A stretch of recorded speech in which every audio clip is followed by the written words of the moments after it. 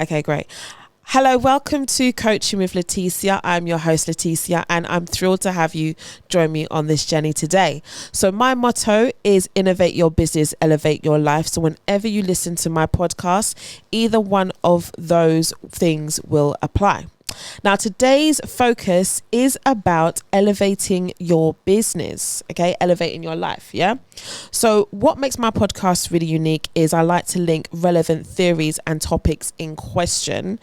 We're going to be looking at various things today. And before we delve into this topic, I'd like to welcome my new and current listeners. Please do not forget to share, like, and subscribe to this channel so you don't miss an episode. Now, without further ado, I'd like to introduce my very special guest today, who is an author, entrepreneur, presenter, all of them good things and more. Thank you. Jamel Carley is here today. We're going to be speaking about his journey on writing this book. And if it can get it in the camera. And we're going to speak about his inspiration and everything behind it. Yeah? All right, cool, wonderful, wonderful.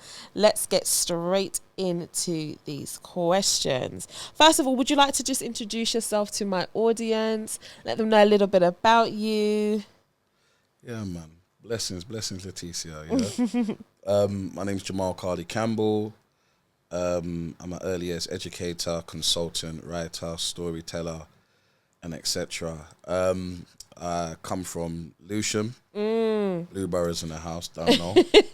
And I've been working with like children or in the education sector for 24 years now. Wow. Yeah, so since the young age of 16. Wow.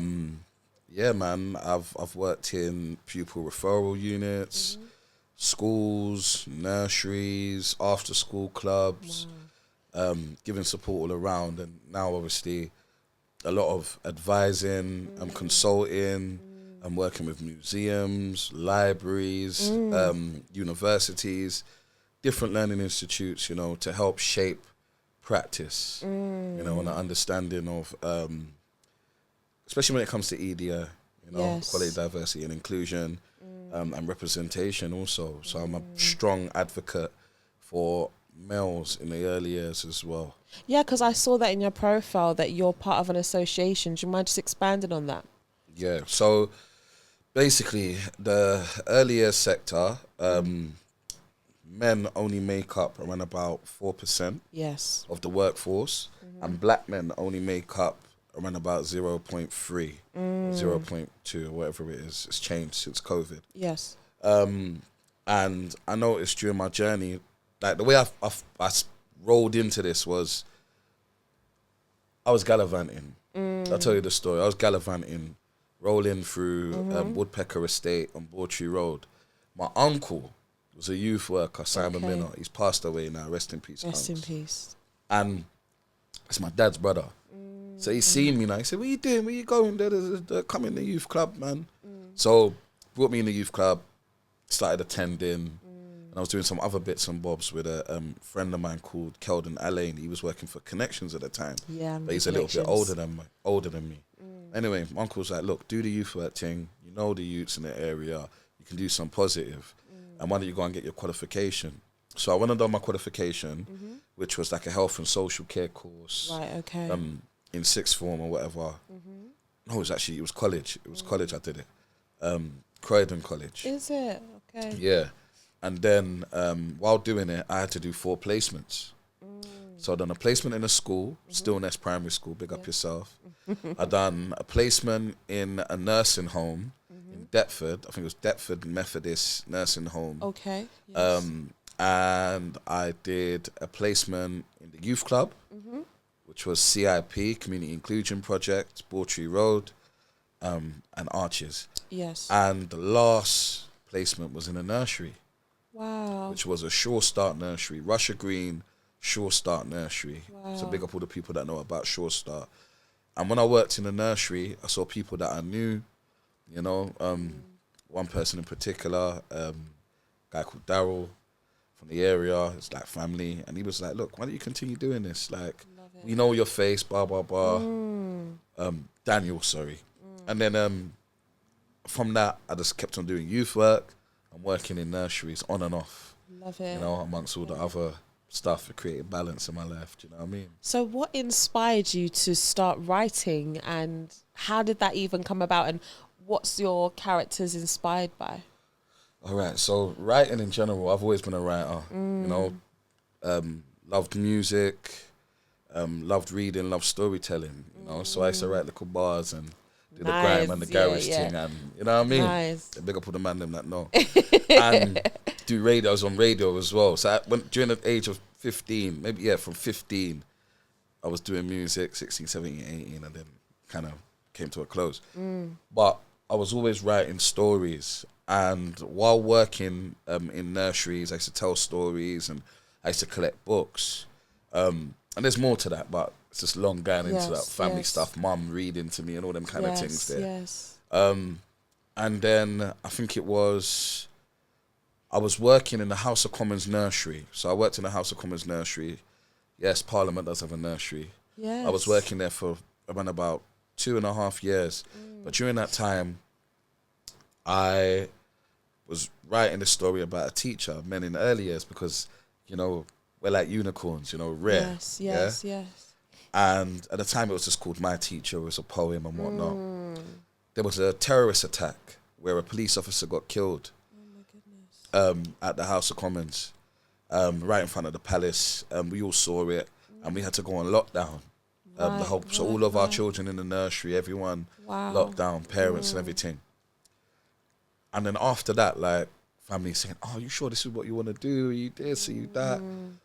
And it just made me really want to push with the writing, you know? So I started to just research, do my reading, and I bought this book called The Illustrators and Author's Guide, and I started watching YouTube on how to put manuscripts together, how to get published, do you want to self-pub, all these kind of things. Yes. And I already collated like around about 10 manuscripts. Wow. You know, just over time. Like I had all these stories that I was writing in my notebook on my phone, or writing on a scrap of paper, or stories that I told to children. Anyway, I had sent out hundreds of emails to publishers. Wow. Because there's got this thing called, I think it's solicited or non-solicited or something like that, but it's where you have representation, or you don't have representation, or it's been requested that you write a story or not. Okay. And a lot of publishers don't take books from people that don't have representation. Okay. Yeah. Okay. But there's some that do, so there's like a list. Right. I just send it to everyone. Yes. Do you know what I mean? Yes. During that time, I was getting a lot of exposure for the work that I was doing with early years, especially speaking. So I was working with the BBC, I was featuring on the Victoria Derbyshire show. I was interviewed by Positive Magazine. I was writing for a lot of the early years magazines like And Nursery Tez World. as well. Pardon? Tez. And Tez, Yes. Tez, EYE. There's so many. Tapestry, Family, Bite size. Yeah, Yes, me did you my know your research. thing, you know your- Man, me know. All right, so I was working hard, and then I got contacted by who was it? I was contacted by a big publisher, and they said, "What do you have? What stories do you have?" I said, "Well, I've got this story here. Boom, boom, boom. It's about this men in the early years." Sent it to them. No, first of all, actually, I sent them 2 other stories. They were like, "Nah, do you have anything else?" Sent them that story. They were like, "Oh, we're interested." Started talking to the people, getting in talks. The editor that was in contact with me quit and became an author herself. Wow. A big author. What's actually funny is we're cool. Yeah, That's so nice. That's a nice connect. but I had met her before. When I sent out all those hundreds of letters, emails, or whatever, one of my parents gave me her details, and I had emailed her. So when we was talking, I looked back in my emails from Quay, like 2015. In 2019 is when they contacted me. And we started talking. And she was like, "Oh my gosh, I didn't realize it was you." Anyway, this is the hard. I'm telling you, these things don't happen overnight. Yeah. These things don't happen overnight. You got to persevere and push. Yeah. So talking to her, she quit. She sent my details to the editor that was taking her place. No contact. Wow. got ghosted, completely ghosted. Wow. But let me tell you why God, you see God, I you know, got to have faith. Yeah, I hear that.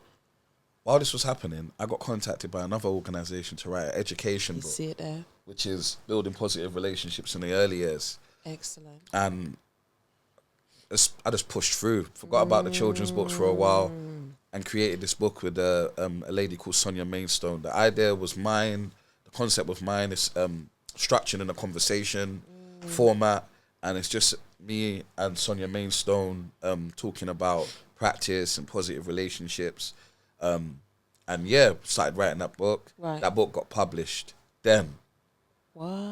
I got contacted by Walker. It's timing. They were like, listen, we've seen all the work you've done. Look at that. We've heard that you're doing amazing things with literacy, because at the time I was advising and consulting different book lists that were getting sent out. And Right. I've got, because of all my reading, storytelling experience, Yes. my mind's like a library of books. Yes. And they said, do you have a story? I said, well, there was a story that this big publisher, your competitors, wanted from me. What do you think of this? And they're like, yep, we want it.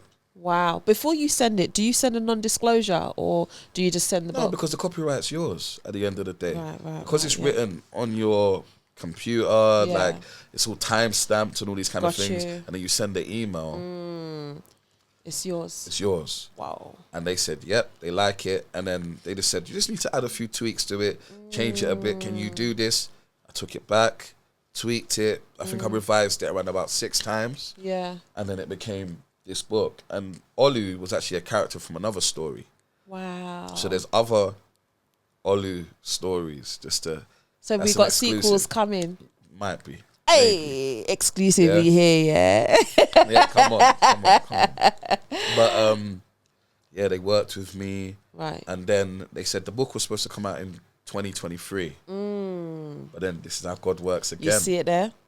They pitched the book Yes. to Candlewick, which is their sister arm Okay. in Australia, Wow. America, and Canada. And they Wow. said they wanted the book, and that they would publish it in the so they would publish it first in America, Australia, and Canada, and then in the UK. So they published it, I think it was May 6th. Wow. They published it in Australia, Canada, and the USA. And then on the 4th of July, Independence Day, the day of our election, Olu's Teacher was published in the UK. Wow. Yeah. And this is in the last, just few years? This is this year. This is this This year. year, that book was published this year. Look at that And the timing. Building Positive Relationships was published the previous year. Let me tell you how God works. Come on. I had a board. And I had all the dates written. When I wanted to publish, write a book, do this, do that, do this. And it happened a year after the date Look at that I that. put on the board. You know? So, yeah, man. But what you asked before was my inspiration for writing the book Yes. solely was based on what I had seen. You know? Based on the fact that there's a lot of children out there that wouldn't see a teacher like me That's right. within the early years. Yes. Yes. You know? And I was just letting them know that teachers like me do exist. You know? You can see me, a person like me that looks like you, you know, as a teacher. Teachers Yes. teachers come in all shapes and sizes. Yeah. Yeah. And I wanted to address the fact that transitions are super important as well. That a lot of the time when children don't settle Yes. within schools, it's because they're not connecting Yes. It's to true. the environment or connecting to the It's true. teachers. It's true. It's true. Yeah. Yeah, I agree. So with you, that was my definitely. prime time inspiration. And also to have a book where the main characters are black. That's why I love it. You know? Yeah. Because growing up, I never growing up in the 80s, 90s, you never saw characters that looked like you. Uh-huh. You know what I mean? It just never existed. Do you see what I'm saying? So there was obviously a generation of a sense of identity because, a loss of identity because you had to read, was it Ben and Charlie or something? You know, back in the day, Ben and Charlie, the blonde hair, brown hair books, or Meg and Mog. Do you understand what I'm saying? Like, Alfie. Yeah, Alfie. Like You know? the closest we had, I can't even remember. Sesame Street is probably the only thing Sesame we had Street. that was somewhat cultural. Listen, But let me tell you something. Yeah. From my experience and my memory, the only books, and one of them was one of my favorite books, was So Much by Trish Cook. what's that about?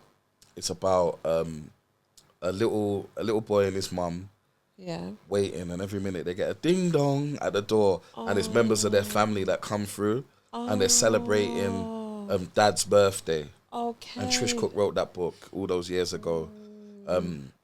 So when I was in primary school, I remember that book. 1994, 1993 maybe. Wow. There was another book she wrote called Full of Love. There was also a book called Amazing Grace. There was also a book called Hugh Boy. But those books were, compared to what was out there, those books were far and few between. Yes. Also, we had books with black characters. Okay, here we go. But they weren't written or illustrated by black people. Yeah. For instance, Handa's Surprise, which is an amazing book. When there's Black History Month, you will see that book come up in nurseries and preschools and reception classes. Yes, yeah, yes. as a book, as a project, to celebrate black people, black history. But it's not written by us. Yes. Yes. And there was a bit of research done by the CLP and Runnymede, and it talks about the statistics. I think it was like in 2017. Yeah. Only I can't even remember, man. It was such a low number. It was like 7% of books or 9%. Can't remember off the top of my head. But it's actually gone up now. Okay. Since then, like the percentage is higher. Do you feel it's opportunity? Because obviously you were not given an opportunity, but you kind of put yourself out there in terms of trying to connect, with a big publisher in order to get to where you are today. So what is it that we can, or you can advise people as to what to do? Yes, stay consistent, stay, keep persevering, but then you had an opportunity that was presented to you. So what can you do to, is it just being consistent? Do you go to network events? Do you, oh, you do? Okay, let's talk about that. Yeah. So, all right, let's talk about the networking events. So basically, as an author, once you've published something, anything, so I'm talking about like a blog piece, or you've been published in a mainstream newspaper, magazine, online, or in the physical sense, you are classed as an author. And you can join things like, I'm part of the Society of Authors. I'm a part of the author copyright group. So it's like PRS for authors. Oh, okay, yeah. So so when your book is rented or used in a university, learning establishment, or in any kind of means referenced in someone's journal or something like that, you get paid for it. I was going to say, do you get royalties from your book now? You do get royalties, for your book in general. And these organizations actually help to advise you as well, because I didn't have an agent to get my 2 book deals. Same, I'm doing it all off of my own back, and they do advise you get an agent. I'm currently looking at agent, but it's not so easy because, the sector is saturated and you have to really prove yourself. Doesn't matter how good your story is, they've got to believe it. They've got to believe your story, and you have to be, it's like a whole package. You've got to be marketable. It's not just, you're a black man, you write books. Do you know what I mean? In the networking events, like Society of Authors had a tea party in Parliament like a couple months back. I went to it. And there you meet authors, all different types of people, like people that write about music, people that write about art, people that write children's books, people that write fiction, novels, romance stories and stuff like that. But what happens is with networking is obviously you build up, you connect with these people regardless of them writing similar stories to you or not. But it kind of stretches your bandwidth of audiences that you can reach, because those people in those markets have children or may have someone linked or interested in what you're writing or what you're producing. So it's really important to network. So in terms of, obviously you haven't been able to secure an agent, have you ever considered you being a representative for other people? Let's say I was interested in writing a children's story and you get commission or something from what I've created. Have you thought about that as a possibility? Yeah, I have, because I've been advising my friends. You see? Do you know what I mean? But the main focus for me right now is I want to make sure that I've got at least 20 stories out in the world. Wow. Or 30 stories out in the world. Yeah. Do you know what I mean? And when I've got enough stories or enough material out there, then I can be like, all right, I can relax. Got you. Do you know what I mean? Yeah, I feel like I haven't done enough myself. Like I've literally just broke the surface. I'm standing unpublished officially. Yes. And there's still a lot of work to be done, but that will be something that I would look into, because I'm not going to say their names, but there's a few big authors that I've asked questions like, well, why don't you have your own publishing house? Do you know, why do you have to go through these guys? Why do you have to go through that? And one of them was so defensive, like this guy like was defensive. Yeah. And he was just like, oh, you don't understand this and that and the third. And I was just like, but he didn't know that I'm an author. Yes. I was just in the crowd, do you know what I mean? But just picking their brains, like, what is it that is, what ceiling, what have you seen, what have you been through that's kind of put a wall? But I spoke to other known authors and illustrators, and, you know, they're starting their own publishing houses because they realize that we're so underrepresented. And it is difficult. It's not easy. It's not easy at all. To go off what you were saying, the initial question is, what advice would I give? Read, research. New Beacon Books, they told me that it's all well and good getting a big publishing house to publish you. It's all well and good self-pubbing, but you need to have the right means to do so, because a lot of the time they take healthy, when I say very healthy, percentages out of what you would get if you self-pubbed yourself, you know? If you've done it yourself, basically. So, so when you think, like, there's like companies like Create Space on Amazon. I was going to say, I'm dropping some game there, people, yeah? Yeah. It's good if you don't have a big publishing house and you don't have the means to publish tons and tons of books and have them, or you don't have the storage and things like that. But they do things like put their stamp on the back of your book, then you've got to pay for it to get removed. They take a percentage out of each sale. Of course, yes. It's marketed on their platform. Yes. You know, you're very limited. Whereas if you're published by a big publishing house, it's in all the stores, it's on all the websites. They've got an organization, a machine to help you push it out. You know what I mean? So I would say do your research and find out, okay, what departments do I need to get this product out, and build a team, you know? So in terms of like you publishing a hardback book and technology nowadays, is this book available digitally or okay, it is. So how did you even come about it being digitally available and it's a step-by-step process. Okay. So hardback will be first, the next year paperback, and then after that it will be digital. And this is something that your publisher does? Yeah. They make the decision, you sign it off. Okay. Do you know what I mean? So if somebody was looking to go into this business, as it were, as an author, how much do you think they need to have in terms of money to do this? I spoke to a guy that self-pubbed, and he said it was so expensive that he got a GoFundMe. He done a GoFundMe. Are you serious? Yeah, he done a GoFundMe. Because, like, even for him to get the initial, and there was another guy as well, actually, a friend I spoke to last week. Yeah. That only got 30 copies, and he was like, yeah, it was like 30 copies of paperback.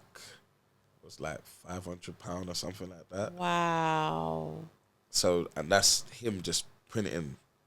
Do you know what I mean? Yeah. Because there's things you have to do, like you have to get the ISBN number. Yes. You have to get copies, give it to the British Library, so you have to post out 3 copies. Oh, is it? Yeah. Okay. You have to, there's so much. You have to pay an illustrator. if you're an illustrator yourself, you write, you draw, and all these kind of things, kudos to you, man. Blessings. But when it comes to the paper, the material, the book has to be feeling right. I always advise people, just go to China. Japan or one of these papers. So you wouldn't say Fiverr would be a platform that you use for illustrators? You could use Fiverr as well, because they have like freelance and all these things people. like that. But then a lot of the time, even on Instagram, on Twitter, you can find illustrators. Oh, it's called X now. Oh yeah, it's called X. But I prefer Twitter. I don't know why. X just sounds Elon like, just mash up everything. Yeah, man. X. Innit? Nah, man. Twitter. Old school. I prefer Twitter too. Man. Because people are chirping on there. Yeah, man. Exactly. People are Xing. Exactly. It's not the end of anything. It's like, I get you. Mad man. Anyway. But seriously, this network. And I think in the community, you see that there are people that are illustrators that are looking work and graphics designers and that as well. So, yeah, man. And it doesn't have to always be illustration. It could be pictures. You taking photos in your camera, whatever. Yeah. You know, there's different ways to create a book. So you spoke about your vast experience in education from nursery up to secondary. Is that right? Yeah. So who are your books targeted towards? Early years. Okay, so that would be what age? I'm just saying because in case people don't know. I'll say 0 to 7. Okay, 0 to 7. But big people can read the book too. Yeah, I think so. Yeah. Listen, I've seen some people, they read the book, blessings to them, and shed a tear because it's the book that they never had as a child. You know? And I always say that, like, I wanted to create something that would touch people. Yes. You know, people would connect with it and see that, do you know what, this is meaningful. Not just a book for writing a book's sake. And you know what I mean? I just want it to be something that's real personal, you know? I'm heavy on books because my kids, especially my youngest, he's 1.5, and he loves reading. I've got him into reading from very, very early. And he, sees colours and he's naming colours. I think all of that, because sometimes, obviously, if I was to give him this book, sometimes I don't read the words. What I'm going to sign it too. Oh, yeah, thank you. Blessings. Cool, I appreciate that. That's blessings, cool, man. I appreciate that. So when he reads the book, and I will be taking a picture and put it onto socials, sometimes I just say to him, oh, what's that? Where's the eyes? Where's the nose? Do you see what I'm saying? Because sometimes it just makes the book a little bit more interesting. So in terms of your character and this particular story, what is it about? Okay. So it's just about a little boy that's nervous about starting nursery. And part of the inspiration for that was my son. I wrote this book before my son was even born. Before he was even existed. We had his name and everything. And I thought, I wonder what, like, obviously being a teacher, being in early years, like, I wonder what it would be like for him starting nursery. Do you know what I mean? So I recommended the book to him as well. Like, yeah. How old is your son now? He's 2. Oh, about the same age. Yeah, relate to it. Yeah, man. So, and it's so mad because even for him, it was like, teacher, daddy book. And the one thing I did for him, just to add, is before he was born, I collected a bunch of books and I made sure that he had books, so he loves books. Yeah. So sometimes it's a blessing. Other time, Lord have mercy, want me to read 10 books, before bed, and 5 books in the morning before him. Because you make it exciting, Daddy. You make it, you're putting the voices on, man. Come on. But when he sees it, he knows that this is, a book that represents him and other little boys that look like him. You know what I mean? So Olu is for all those children. It doesn't matter the demographic, it's not solely for black children. Yes. It's for any child that's starting nursery. Because in early years is the foundation to all learning. It is. And how they start off is how they continue. Do you know what I mean? So if the experience of nursery is rocky, they don't settle, they're not feeling connected, they don't smell the smells in the environment that they're used to from home. You know what I mean? Like of course. chicken stew and rice and peas and two curry incense. You know what I mean? Two incense. And then two Bob Marley in the back or some garnet silk playing or something. You know what I mean? Or some a shake or whatever people want to listen to. Yeah. if they don't connect with the environment, it can be unsettling. You know what I mean? Yeah, yeah. You know, so if they're used to seeing particular faces and they don't see them in this setting, then you know what, go on. You know what I mean? I agree with you, because I wasn't afraid to read to my son from when he was, you know, literally born. And I think that's something that people don't realize, is that they're never too young to learn or to read, because they're always learning. And they're always watching. And they're always watching. Jeez. Hey. So it's so important. I would encourage all my listeners that have children or thinking about children, whatever, don't be afraid, because people are quick to put something digital in front of their face. Exactly. Do you see what I'm saying? Rather than something literature-wise. You know, let them feel the book, let them touch, let them explore, feel the pages, because obviously I pray to God this doesn't happen. I hope it doesn't die out, physical books. I really hope, because, you know, looking on your screens isn't always good for your eyes anyway, for long periods of time. But looking at a book, man, it just allows your mind to just go to that next level and explore, you know. So what's really nice about your book is that I almost feel like I got a piece of your mind in my hand. You know, when people speak about like manifesting your thoughts, you see what I'm saying? This is like a manifestation of your thoughts, because everybody can think about creating a book, but then it's like it's manifested. Do you understand what I'm saying? 100%. So I definitely salute you. How do you deal with like sensitive topics in terms of your writing, your stories? Sensitive topics. I don't know if you, for example, let me give you an example. So there's I don't know how familiar you are with children's movies, but you know there's a show called Red. And it's like a girl that goes through puberty, and she changes into like a bear, okay, or a fox, whatever. It's like a panda. It's a panda. A panda, that's the one. Yeah. I'm so black. Yeah, it's a fox. It's a fox. It's a beast. It's a beast. It's something furry. I'm so black. So, are you in the future, and also things like Inside Out? Yeah. Are you gonna then let us grow with Olu as a character and look at different stages of his life and how he can't say too much, but yes, similar. It will be like, yes, fantastic. Yes, but it's the way in, because you know what happens is, I've seen it like with one of my colleagues, Laura Henry Allen, MB. She wrote a book called My Skin, Your Skin, addressing racism. Oh, I think I've got that one. It's a good book. It's fantastic. And she's the one that made Jojo and Gran.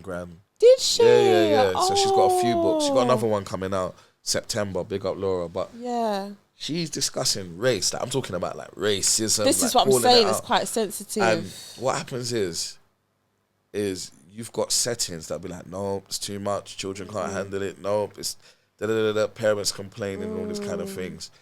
And all I can say is, listen, like in my book, he looks like me, you know? It's the way you do things. Like, sometimes you could be blatant with it because it needs to be blatant. Because all we've done throughout time is mollycoddle. And then look what's happening in the last couple of weeks, months. Race riots, terrorism, true. People getting their buildings burned down, mosques burned down. So, and it's kids, there's children involved in this as well. Parents buying their children balaclavas, allowing their children to. So if that's happening, then we should be able to discuss difficult things, but being creative with it at the same time. You understand?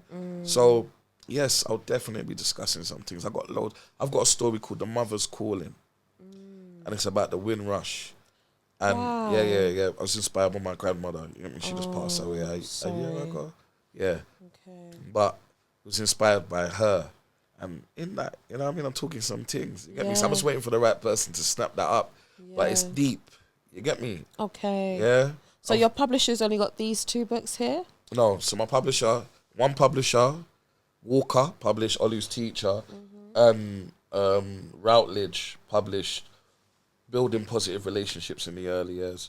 And I read the whole title, Conversations to Empower Children, Professionals, Families and Communities.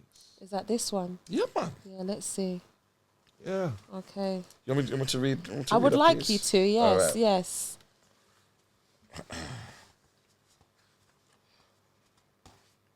All right. The So, mic a bit closer to you. yes. In this unique and original book, Jamel Campbell and Sonia Mainstone Cotton come together to have an open and honest discussion about developing positive and responsive relationships in the early years. The book is divided into 3 main chapters: building positive relationships with children, with other professionals, with families, and the wider community. Each conversation explores a range of key themes, from building trust and listening to the voice of the child to diversifying practice and creating a setting that represents the wider community. These discussions encourage the reader to consider the connections we make each day, to rethink and empower their practice, and to place a much higher value on their position as an early years advocate, with reflective questions included to allow the reader to think about their own practice, as well as suggested further reading to explore the themes in more depth. This engaging, accessible book is a must-read for all early years professionals, and importantly encourages every practitioner to begin new conversations of their own. Wow. So, Do you know what? When you was reading that, all I can hear is legacy. That's all I heard. You're just leaving a legacy, you know, and it's a big one. Thank you. This is just the beginning. Thank Greater you. things are coming your way. I can feel it, definitely. Blessings, man. Definitely, definitely. I appreciate Jamel, it. thank you so much for joining me on this conversation. I'm so honoured. Before we finish, where can we get your book? Everywhere. Tell me where exactly, because you're All in right, Tate Modern, I heard. Yes. Let's talk about that quickly before. Yeah. Yes, man. Yes. So, yeah, the Tate. Big up the Tate. I helped open up the story space in the Tate. I done some consulting for them, and I do sessions there, reading sessions there. Wow. And I launched Olu's Teacher in the Tate, Britain, not the Tate Modern, Britain first. Wow. Yeah. Also, I got a good relationship with them over the years, and this is the first book to ever be launched in that space. You know, So I'm saying about legacy. Thank you. See it there? My million pound a wall, you know. All right. What did I say? Okay, I felt that. Anyway. All right. but yeah, man. Go on. The book's available from all independent and all big national bookstores. So that's Foyles, Waterstones, This Is Book Love, what's the other one? Barnes and Nobles, W.H. Smith's. Wow. Everywhere. And you can get from Amazon, Wow. anywhere. So you just type in Olu's Teacher, or you type in Jamel Campbell, and then it will have my books. My books will come up. Okay. For purchase, yeah. So it's international, you know. Sometimes, you know what's so funny? Quickly, I know, say, Of course, yeah, close, yeah. That's all right. When people see that you've purchased a book, then feel say some sell out of the book business. You know what I mean? Yeah. And I'm always like, no, you can grab it from anywhere. You can grab it from anywhere. And you know what's so hard is that one of my brethren went to go and buy my book, and he called me. He's on the phone. Yeah. And I'm telling you, he dug and he dug and he dug in one Waterstones uptown, and then he found the book behind some other books in the back. Wow.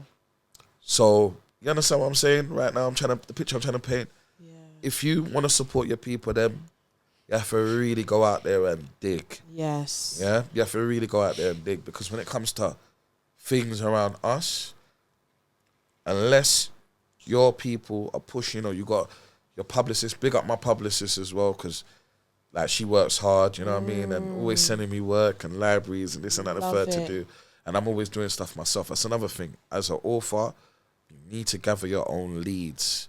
A lot of the relationships I have with libraries, museums, all these kind of things are off the back of me before I even had a book or anything like that. Okay. You know what I mean? So you need to gather leads, gather links, and definitely use them. Use them. Don't be afraid. Send a little email. So, yo, I got this new book. Can we put it in your store? Can we this? Can we that? How can we? Let's have a meeting about it. Yeah. You know what I mean? And also just the story behind your book, what your book represents as well. You know, because they want to know what does this story represent? Like, how what difference is it gonna make on our shelves? You know what I mean? So definitely. So yeah, man, so it's available everywhere, man. Oh, I love that. Thank you so much, Jamel. I can't wait to read this to my boy, actually. Blessings, man. Blessings. Thank you. And I'm going to put a link in the comments below and make sure that people can access your book wherever, because we do need to support each other. We always been saying it for years, you know, like, oh, we need to support. Let's just actually do it. Yeah. Because what happened to Black Pound Month? But anyway, we'll talk about that. Yeah, that need for comeback. Swiss. Because it was there at one point. I'm thinking, where did it go? Yeah, Looking to support a black business, and I'm like, well, it's not there anymore. And share. It takes nothing to share. People will know you. Don't even want to share your post. Don't even want to share your this, your that, and you're doing good things. But they promote badness. Badness gets promoted, but good topics, good information. For some reason, there's something. There's a wall. Whether it's a mental, subconscious wall or something. But listen, just support people. It doesn't matter about. Do you know what I mean? It just matters that. Is this going to make a difference to the community? And how's it going to make a difference for that person's life? It takes nothing. It does. You know? Yeah. Thank you, man. Thank you. I really do appreciate you. The next book that comes out, you will be coming on. Okay? Yes. All right. Cool. It's logged. Yeah. Of course. It's recorded. So it's what do you call it? Copyrighted? Yeah, it is. Man, it's all right now. Signed. Yes. All right, guys. Thank you so much for watching this episode. I really do hope you enjoyed it. You've learned something and you are going to go away, be inspired. That's all my podcast is about. It's about being inspired and just elevating yourself, loving yourself and being your best self. Welcome to Coaching with Leticia, and I will see you in my next episode. Take care, everyone. Blessings. Bye. Bye.